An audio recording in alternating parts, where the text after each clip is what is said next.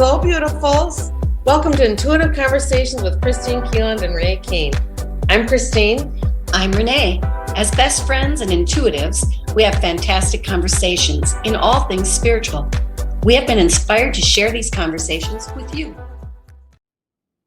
Hi, Renee. Hello. What a fun day we're going to have. We're going to have the best conversation today. Mm-hmm. And, it's good to see you again. It's been a little bit of time and good to be back with everybody.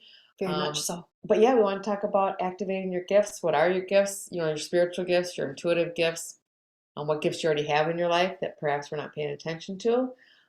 Seems appropriate for this time of year. Right. Might need a little activation happening. Yeah. Mm-hmm. And that maybe comes in differently for everybody. Yeah. Sometimes it's a burst of a spiritual awakening. Those can be a little scary or a little bit like, I don't even know what's happening. It can be body changes, can be tuning into different things, or it can be just this gradual process. And I'd like to maybe talk tonight about how do you cultivate them? How do you cultivate your gifts? I think the first piece to become aware of is just to be aware. The first piece to become aware of. Yep. Yes, because oftentimes we look at our gifts, and that could be just, I'm going to just use a simple gift as the gift of life, as just an accepted piece of what is. We can look at not only that, but if you really have a great intuition, so like you know who's calling you, you know the phone's going to ring and you know who's going to be on the other end, that's being intuitive.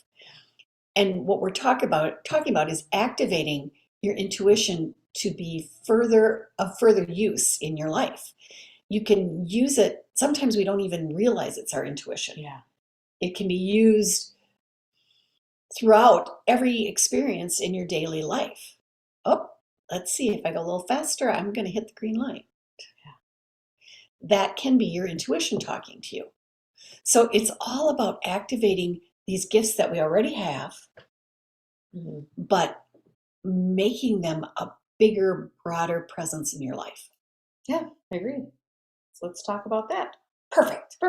And as you're talking, I'm listening too, and one of your gifts is listening. They call it clairaudient, I believe. I don't always clairaudient, but some things you think are very normal can be your intuition talking to you. And first image I got was somebody in the kitchen, like you just know what to cook for somebody, right? You just know, and that may seem like a very natural thing. Well, I know somebody likes this, but maybe just like you're just kind of getting this hit tonight. I was planning on making this for dinner for a party. I'm changing direction, making this. Also, if you like to cook, you may think, well, these spices all go together. Some of it's from experience, right? Yes. You know what things taste like? Yes. But when you're creating something new, a lot of times it's your intuition kicking in. Yeah. And connecting to like this greater field of what actually tastes good and what helps. They're showing me the Caesar salad for some reason from the Waldorf Astoria. Maybe it's Waldorf Astoria when, some of these salads that are now they're commonplace, but it came from someone's intuition about what does the collective field want right now? How do I engage with that? So it seems like just a very normal thing to have happen in your life, but that person actually was using their intuition. They were. Yeah. And that's the piece when you're in the kitchen and you're making something, whatever it is, and you're like, well, the recipe says this, but wow, I think if I added just a little bit of this, it would really enhance the flavor. Well, I'm going to say if you cook it all and you use your intuition like that, you are a wonderful cook. You're really good. Yeah. And then you're also adding your essence to it, right? Yes, your love. Your love and your joy of cooking and the reception you'll get for when you deliver the food, and like that's all part of your energy and your consciousness. Yes. And then maybe you're at the grocery store and you're thinking, well, I don't really need this, but I'm gonna pick it up anyway. Or you're going like, oh, I did need that. Like those are the very small things that are intuition. And then you start to ask, and you just literally ask, I'd like my intuition, my gifts to be, I'm ready to bring them in. The universe, I'm open to that. To my higher self, I'm open to that. Let's start expanding that because I'm ready and I really want my life to be easier. And using your intuition, using your gift does make your life much, much easier. It does. Yeah. And this just popped in. So we're moving into the season right now of gift giving. That was something I was going to talk about too. Yeah. So for many of us anyway. So instead of worrying about, what am I going to give someone? try out your intuition. Try out and just see. Ask yourself, ask your highest self, use your intuition. What would so and so just become giddy over? What brings them bliss and joy? And you will be surprised that you're going to get an answer. And instead of going like, I don't know what to get Aunt Susie, and and then we take ourselves down a whole nother crazy path, whereas we can just go, oh, she loves to drink tea in the afternoon. I can get her a whole mix of different teas, whatever it might be. But I really want to, not just we want to encourage you to pay attention to what it is that you actually do know and what your intuition will show you. And you mentioned it, Chris. We, as always, get to invite things to come into our life, to expand, and to become more active in our lives. We have the opportunity to make the invitation. If we don't offer the invitation, odds are it might come, it might not. But when you invite something in, like you invite your intuition to come to the front, you're asking, you're opening up, you're saying, yes, I'm ready. It shows up for you in big, big ways. And you may be somebody that's very visual. So you may get pictures in your head. I was just talking to somebody the other day, and they do a lot of corporate type work. Oh, sure. And they do a lot of presenting seminars and things. They do wonderful, wonderful work. And she uses her intuition. So she'll get a picture in her head. She has an illustrator that helps her explain, because she's taken bigger spiritual concepts, bringing it into mainstream an audience, right? But the pictures help her explain it. So she has it in her head, and you'll know if vision is one of your gifts or one of your abilities, because maybe you read a book and you see the characters in your head. You start to see you can get more of a visual in your head. Some people don't have that, and that's okay. But that's how you kind of know, well, what are my gifts? What are my abilities? Do I kind of know things? Do I get a sense of, do I like to feel things? Or is clothing really important to me? Yeah. How I feel, how I, what I surround myself with could be feelings. One of your intuitive gifts too. So kind of exploring that.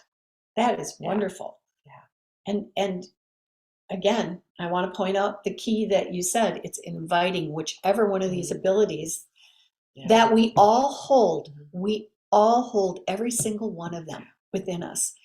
And we can choose which ones we want to invite in or to explore. And sometimes we might feel more intuitive. Sometimes we might feel more clairaudient, where we can hear.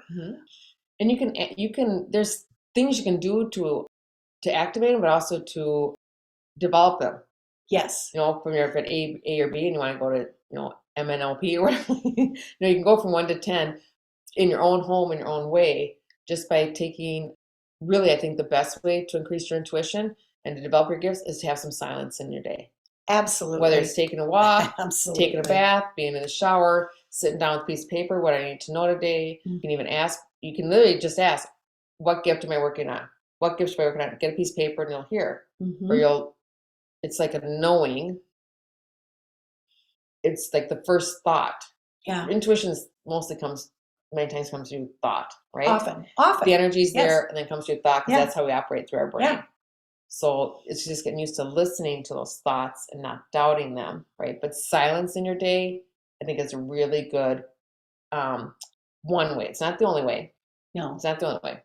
It's a great way to become consciously aware of what's happening. And if we get ourselves so full and so busy with so many things happening, and we don't take that quiet time, it doesn't have to be an hour. No. It can be 5 minutes. But if we don't take that quiet time to take the pause and to just ask the question, which gift am I working with today? Which is primary? Which is my focus today? What am I doing?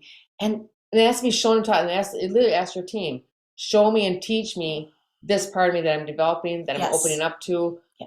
Sometimes it's driving. When you're just, it's like when you're kind of doing that mindless stuff, is when things come through. And I was just remembering too, when I really started doing this work on a more professional basis, a way for me to kind of tap into the energy field was I listen to music. And I always listen to Michael Jackson's The Way You Make Me Feel before I would do a reading with somebody. And just a couple bars into it, and it just kind of, I think it refocused my energy. Cool. You know, it was something I liked. It's kind of got my body movement things to it. I didn't have to do it for very long, but find what works for you. Yeah. You know, maybe it's music, maybe it's quiet time, maybe it's tea, maybe it's petting your pet. Actually, pets actually do help you with your intuition. Yeah, and they actually do. And sometimes they make you sit down. Cats are really wonderful. They make you sit still. So, yeah. Or a horse, whatever you may have in your in your environment. But that quiet time, that instead of when you like, if you were talking about driving, so instead of turn the radio on when you're in your car driving, maybe you just try and drive with the radio off and just listen. Because you do get your aha moments, and your aha moments are, it is your intuition. Yeah, it is. Yeah, and so you can ask, if you think your gift is knowing, just literally ask, what do I need to know today? What do I need to know for myself today? And I think a piece of paper helps, because you keep the thought with you, or maybe record on your phone or whatever. If it's something more auditory thing, you'll ask, is this my thought, or is this a thought coming in for me? Yeah. And it's such a slight difference. I mean, it may not be a different voice in your head, like it wouldn't be your voice in my head, different, different characteristic, but there's just a slight difference that it's coming from a source within you, but different than your mental mind. And that does take some practice of allowing that to be present and not doubting it.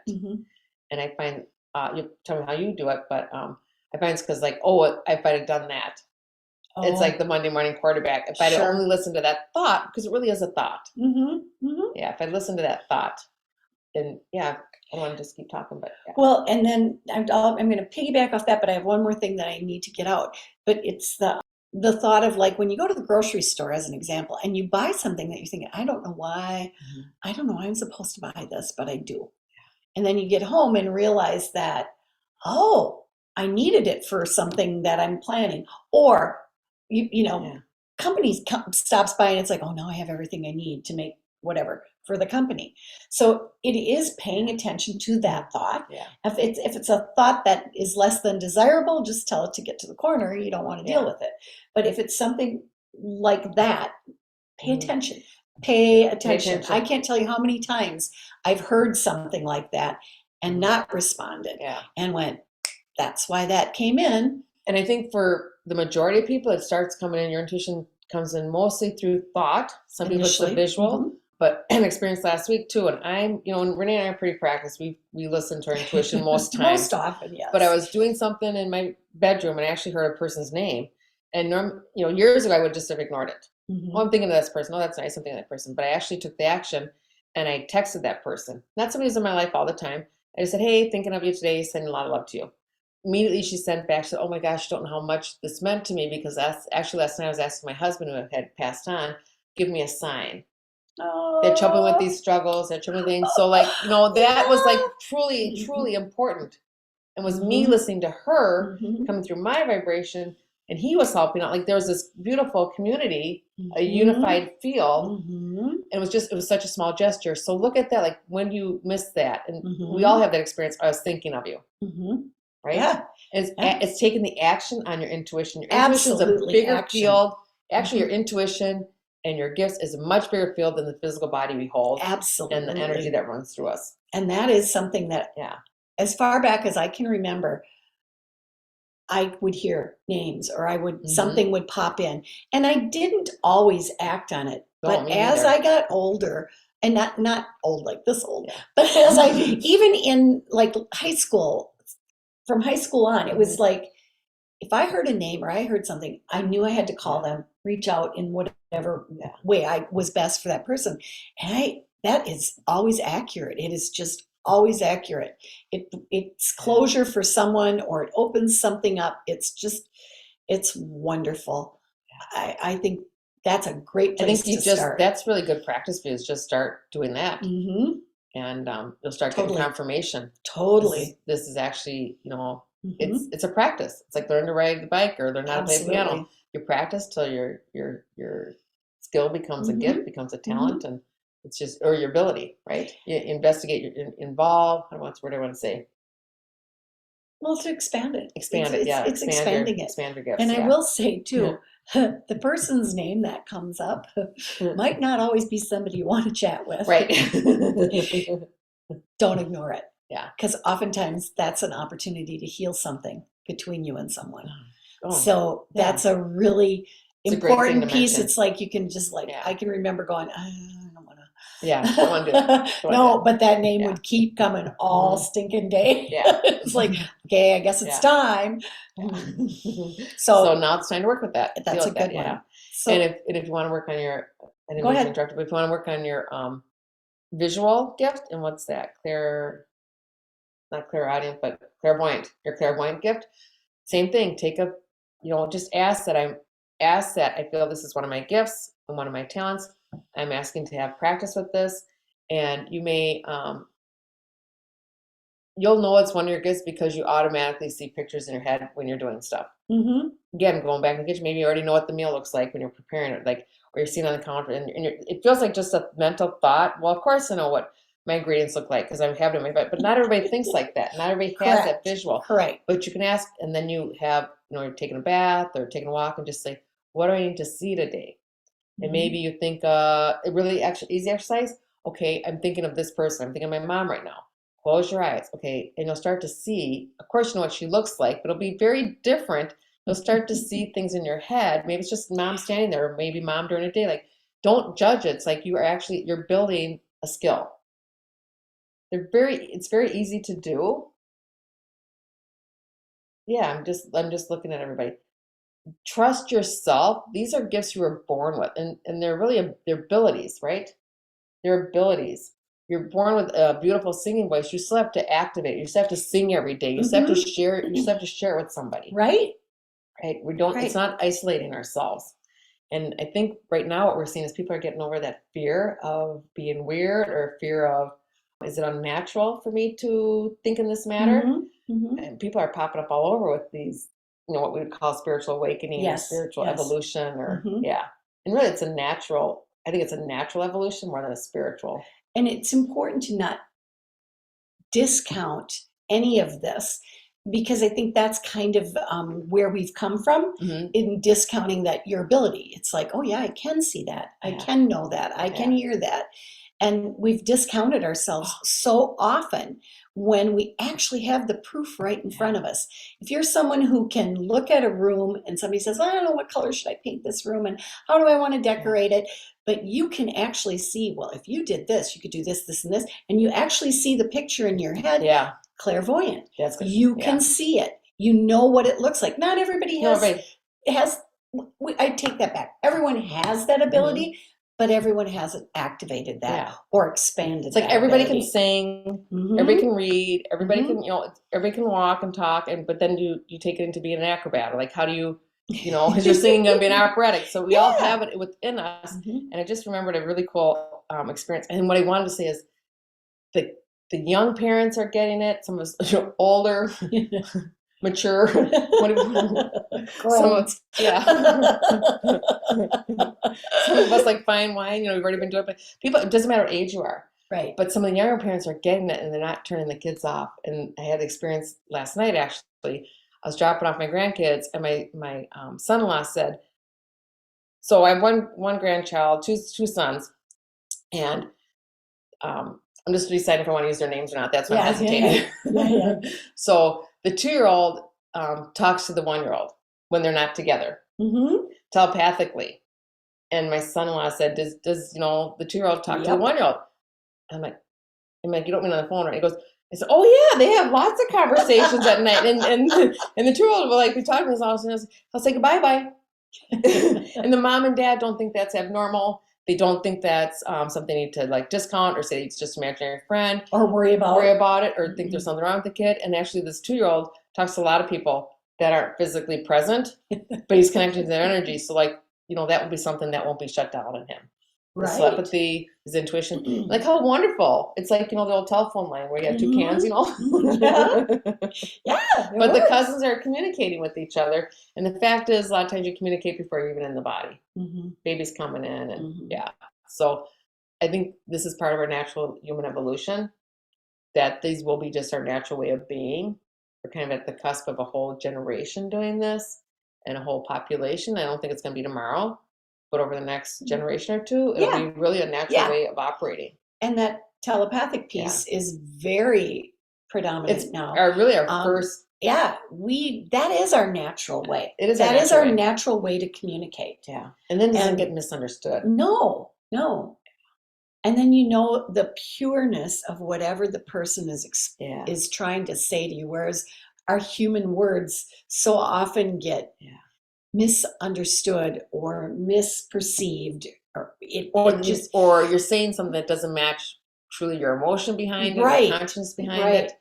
Which we've all experienced when somebody texts something and you think, oh, are they mad at me? Yep. And no, they just, so it's using your telepathic nature is really one of the ways to have the clearest, most precise information from someone. And use your intuition when you're shopping, when you're with other people. My mom used to teach us, like, you can kind of get, some would call it just the vibe you're getting from somebody, but you can tell if they're actually being honest with you or what their intention is behind you. Sometimes I look at school teachers, no blame to school teachers, but you're supposed to like all your students. Mm-hmm. Well, you don't like everybody. No, but the kids don't like it when you lie to them and say, "Oh, Johnny, you're just a sweet little boy," and you're going in the corner like, "I can't stand that kid," right? Mm-hmm. You're allowed to have your own opinion, but there's a miscommunication there that children understand. Adults understand it too. They just maybe put a little buffer on it. They don't understand why their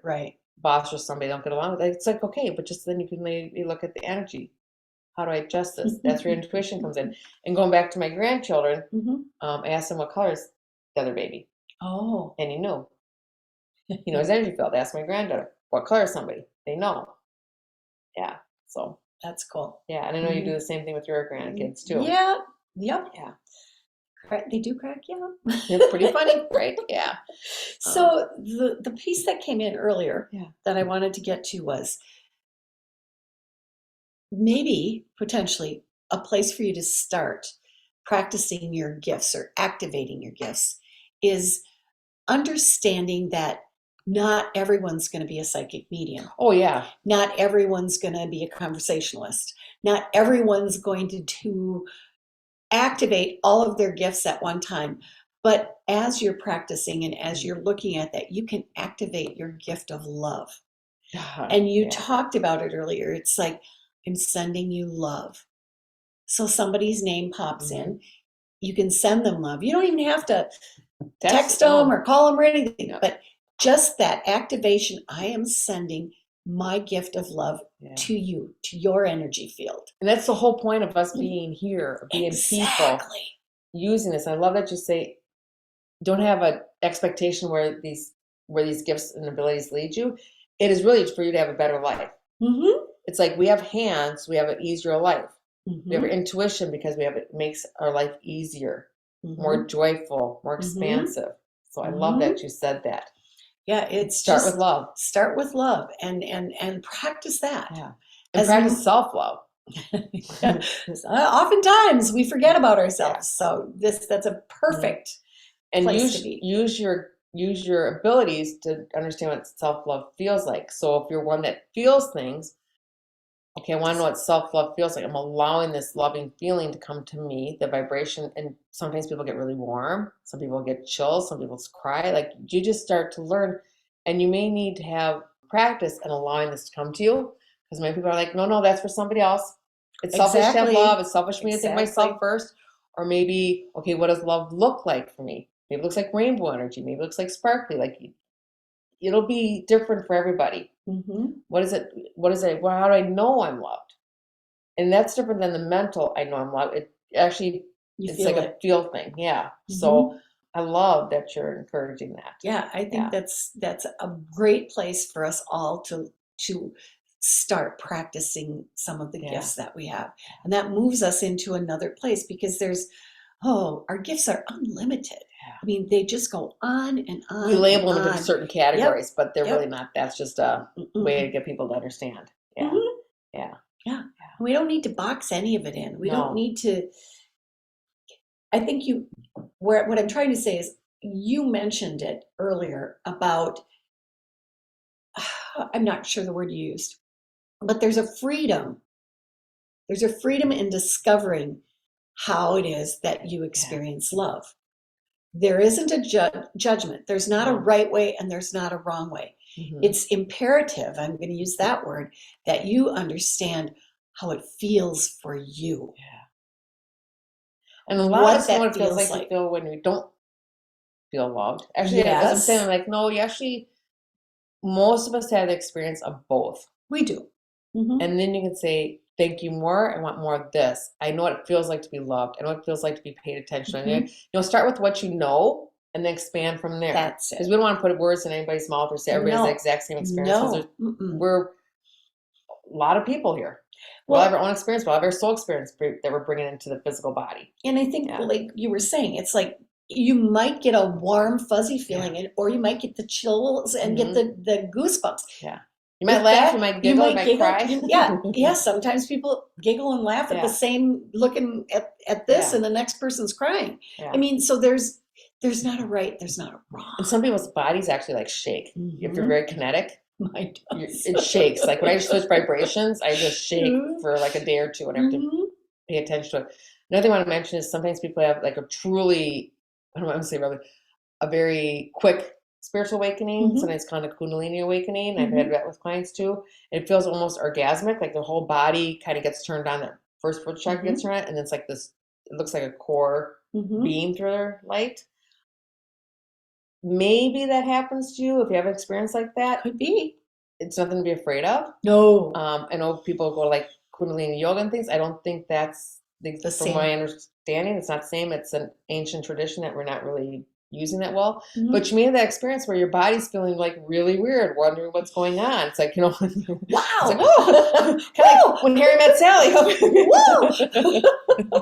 I'll take what she's having. But if it goes on for 8 hours or 4 days, like you might want to get some help with somebody balancing out your energy field. Because it's like you just need your energy. Yeah, you do. It's like it's turned on the fire hose. Right? And that's hard to maintain. So I've helped people with that too, where you just want to regulate it a little bit. So there's no wrong way of having a spiritual awakening or opening up to your gifts. Really, it's opening. And we say gifts. It's opening up to yourself. It's opening up to your full self, your full heart. But we need to know it. We need words, right? We do. Yeah. And a key word that we're using today is activating. Activating. Yeah.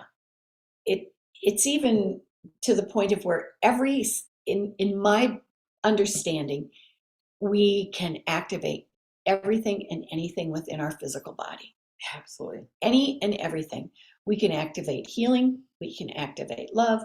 We can activate telepathy. We can activate clairaudience, clairvoyancy. We get to do that.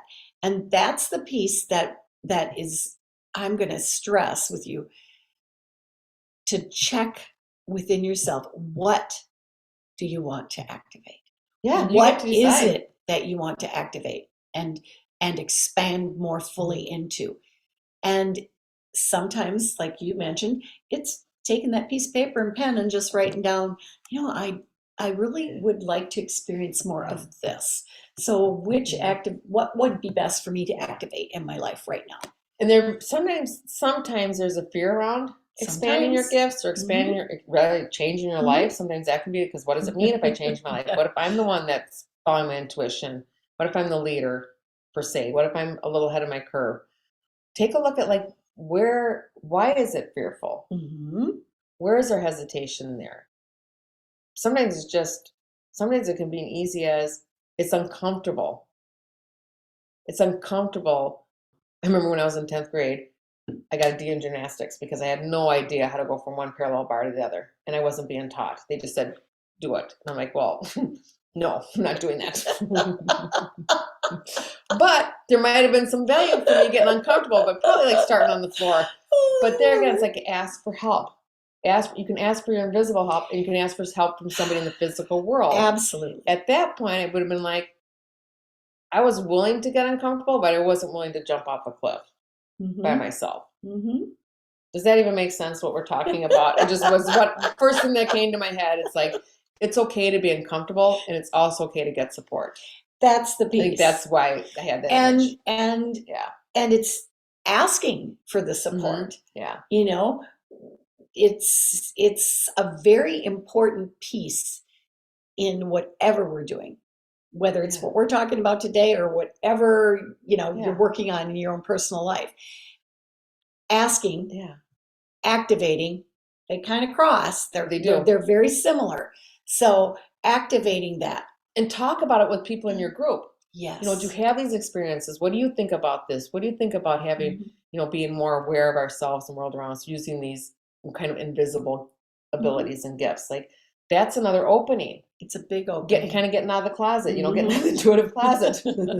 Well, you don't go back in it once you're out. And that can be another place where there's some fear around. Well, people are going to think I'm a whack job because I'm all of a sudden talking about this. I'm hearing things or whatever. Yeah.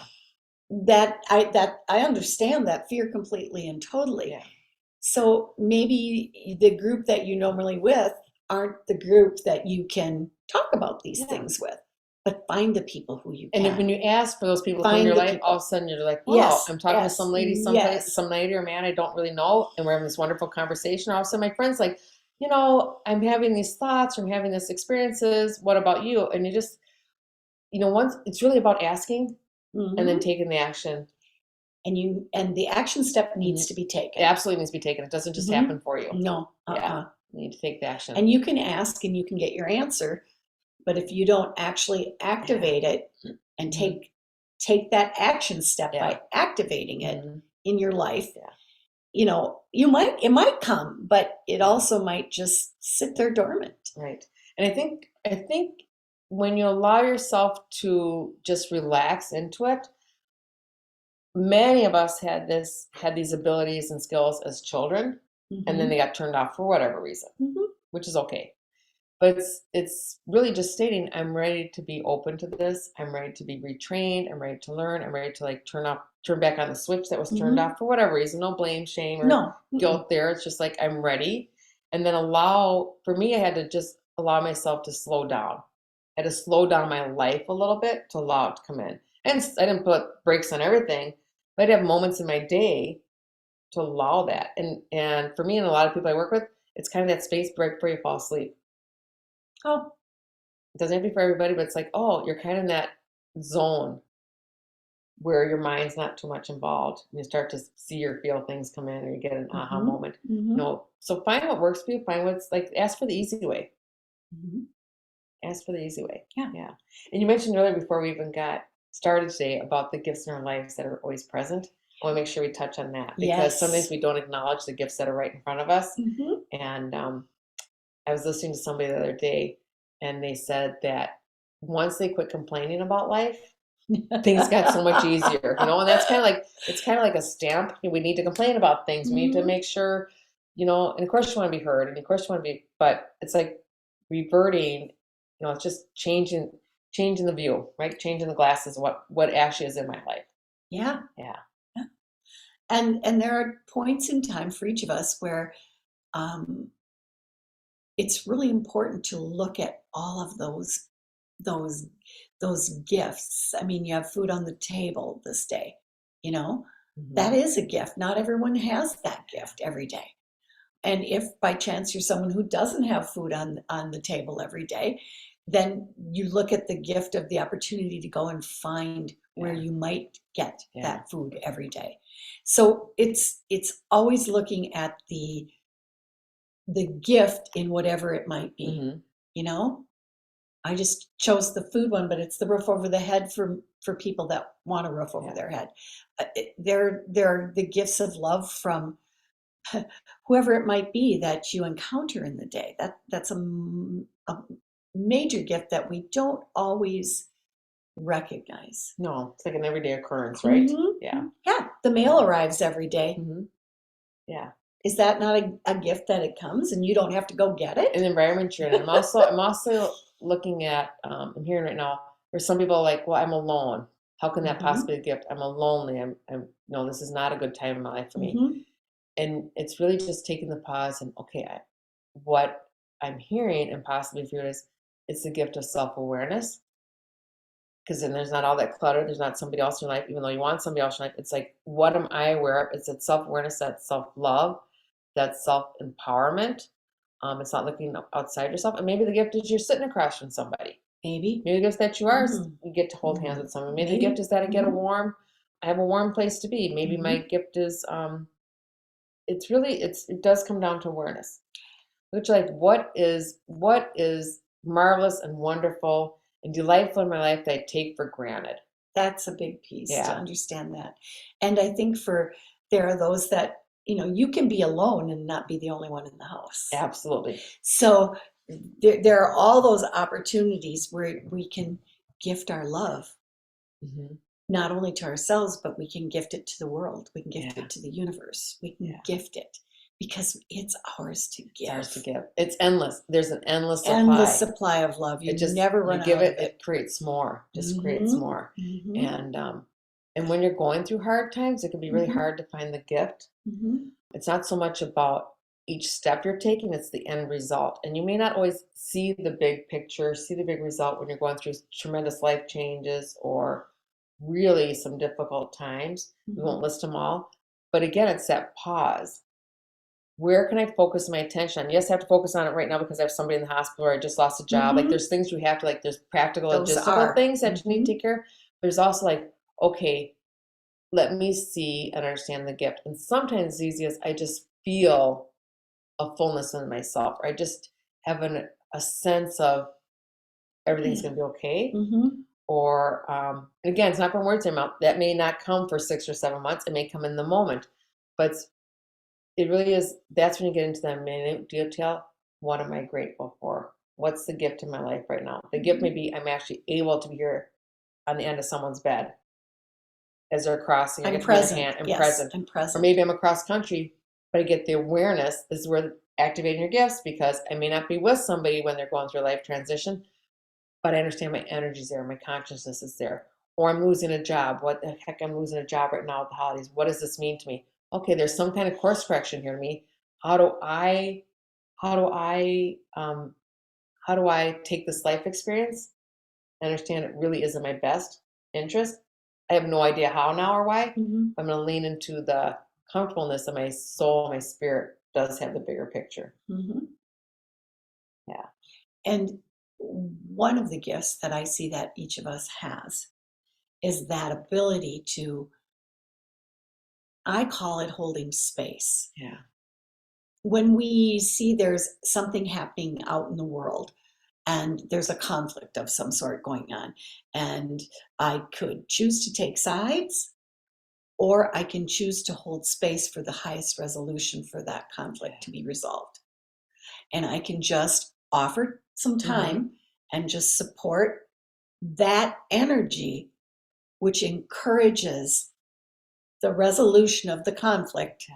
to its highest form.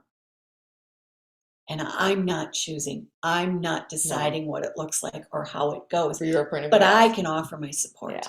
I can offer my And when you do energetic it together, support. right? And if we do Then you it with start more creating the than unified one, field. Yeah. yes, then we've got that field going Mm-hmm. up. There's a support for the highest Yeah. resolution of Yep. whatever the situation might Yeah. be. And we can do that if we're with a lot of people, or we can do Mm-hmm. that when we're all by Yeah. ourselves.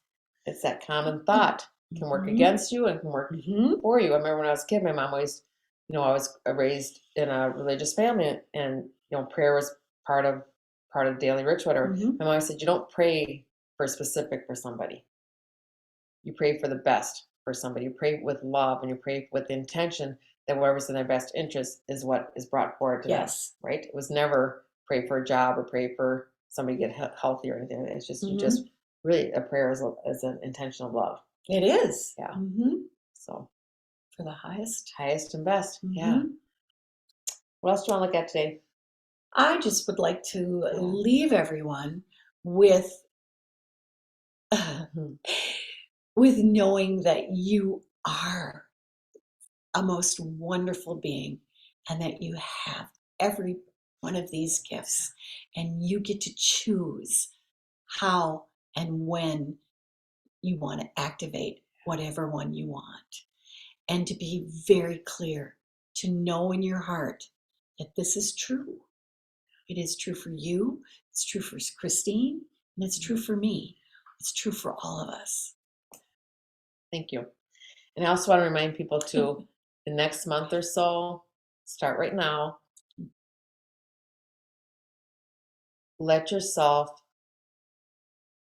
Acknowledge the gift you are to the world, to people you share your life with, and use those, like your presence is a gift. You being here is a gift. And I can feel a little like, ooh, that's too much, a little like that doesn't feel right for me to think of myself in those terms. Really do your best to get comfortable. I am freaking marvelous. Everything I have to, what I offer the world is a gift, and you get to decide if the gift is wrapped in golden paper or if it's just, something somebody wants to throw out. You get to decide what your gift to the world is. Yeah. But start with understanding you are the gift. Everything you're bringing in, this whole physical field you're bringing together, you are this wonderful, magnificent, powerful, delightful, engaging, expansive soul that's kind of squished in this little body. And let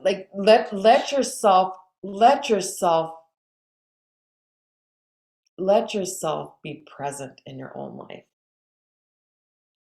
Yeah. But acknowledge who you are. Yeah. So, and please share your gift. Yeah. And sometimes it's just a smile. It is. Yeah. Oftentimes it's a smile. And I think I just want to add one more thing, exactly what Renee was talking about. Set the intention when you wake up in the morning. I lead with love. I lead my day with love. And you'll be surprised what you give, you receive. I was told a long time ago, whatever you give out to the world, you receive back 10, 20, 30, 100 times back. And you will absolutely see that. Whatever it is. You will see that. Yeah. So, yay. Yeah. Love you guys. Thanks for being with us again. Yeah. Thanks, Renee. Always good to be with you. Thank you. Yeah. Thanks.